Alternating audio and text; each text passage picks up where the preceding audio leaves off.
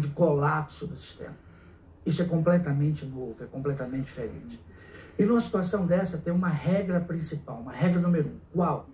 O que fazer para salvar mais vidas? Essa é a regra número 1. E o que pode ser feito para você salvar mais vidas quando os recursos estão escassos? Você precisa fazer uma boa triagem das pessoas que têm mais chance de sobreviver.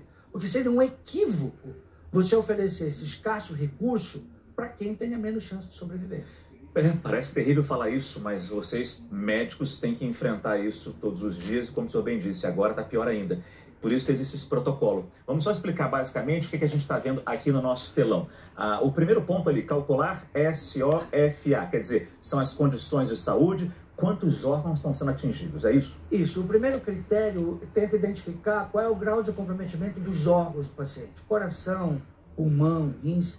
Quanto maior esse comprometimento, maior a pontuação, menor a chance desse paciente sobreviver. Essa pontuação é de 0 a 10? Essa pontuação vai de 1 a 4 em cada um dos órgãos, e como são 6 avaliados, ela pode chegar a 24.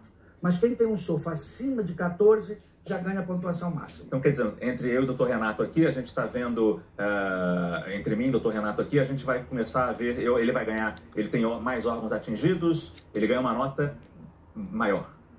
Felizmente, nesse momento, vocês dois são SOFA 0, não tem disfunção orgânica nenhuma. Que bom, que bom, né? Mas, efetivamente, se o Renato tivesse com uma infecção pelo Covid-19 e tivesse insuficiência respiratória sob ventilação mecânica, ele iria ganhar já aí, só com isso, 4 pontos. Ele ia...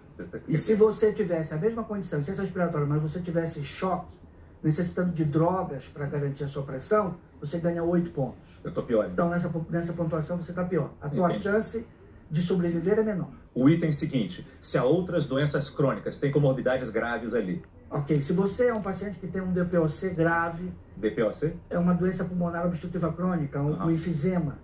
E se você tem essa doença, numa condição em que se estima que a tua probabilidade de morrer em um ano é alta. Mas se eu tiver diabetes, se eu tiver problema de coração... Não, aí entram só as doenças crônicas graves. Insuficiência cardíaca muito grave, falência hepática, aí são as doenças muito graves.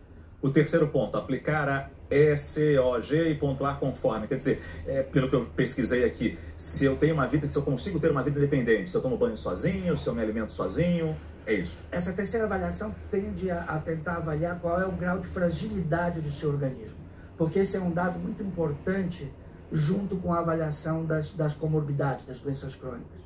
Uma pessoa, por exemplo, que tenha 88 anos, mas seja atleta, corre, essa pessoa não tem fragilidade. E isso conta muito a favor.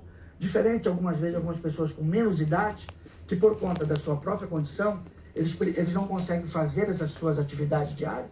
Essa pessoa é mais frágil, e esse organismo mais frágil tem menos chance de resistir a uma doença tão agressiva quanto essa. E essa avaliação é feita em quanto tempo? Esses dados, eles são bem objetivos e rapidamente são avaliados. Você só precisa conhecer bem o paciente e ter as informações necessárias para esta análise. E aí saber se o Dr. Renato ou eu recebemos o equipamento que vai salvar a nossa Mas, Márcio, vida. uma coisa muito importante. Claro. Nada angustia mais o médico da terapia intensiva do que isso. Está exposto a um risco, ter aumento de sobrecarga de trabalho, isso é bobagem. Agora, ter que tomar esse tipo de decisão, certamente é a nossa maior angústia. A gente precisa evitar que isso aconteça. Eu já me levantei para responder as perguntas de vocês no Pergunta Corona. Pergunta da Daniela. Doutor Renato, como devem funcionar os serviços de ultrassonografia, uma vez que não é possível manter a distância de segurança? Em primeiro lugar, só realizar exames inevitáveis, aqueles que precisam ser feitos. Em segundo lugar, sala de espera, não deve ter sala de espera, as pessoas devem entrar organizadamente. O médico deve ter todos os cuidados na paramentação dele, e inclusive do paciente, e fazer a desinfecção dos itens após. Pergunta da Vivian. Uma pessoa que em casa está doente, já com quarto e banheiro separados, ela consegue fazer isso, que bom. Quais os cuidados com roupa e louça? Devo queimar o lixo do banheiro? Não, não é necessário queimar lixo. Todo lixo nós consideramos como infectante, então você vai jogar aquele resíduo lixo, ele vai ser destinado para um lugar correto, e os restos dos cuidados são aqueles que são recomendados para todo mundo. Pergunta do Sandro. Uma pessoa que fuma corre o mesmo risco que uma pessoa com problema no rim? o quadro pode ficar mais grave se contrair a doença? Sandro, eu diria para você que todos nós corremos risco. Por isso é importante todos nós estarmos preocupados em evitar ter a doença. Quem fuma tem um risco importante adicional por conta de que essa doença acomete principalmente o sistema respiratório. Mas, curiosamente, o rim também é um dos órgãos mais afetados. E isso é uma particularidade do vírus. Ele tem afinidade pelos receptores da enzima inibidora de conversão da angiotensina 2, que tem muito no pulmão e no rim. É curioso isso, né? Pergunta da Sandra agora, a Covid-19 pode provocar algum tipo de reação na pele? Embora não seja na maioria dos pacientes, em alguns pacientes só, existe um grande número de lesões de pele que podem ser causadas pelo coronavírus, especialmente lesões disseminadas. Quer dizer, tem que prestar atenção nisso e nos outros sintomas. Sim, mas não é o mais comum. A gente faz um rápido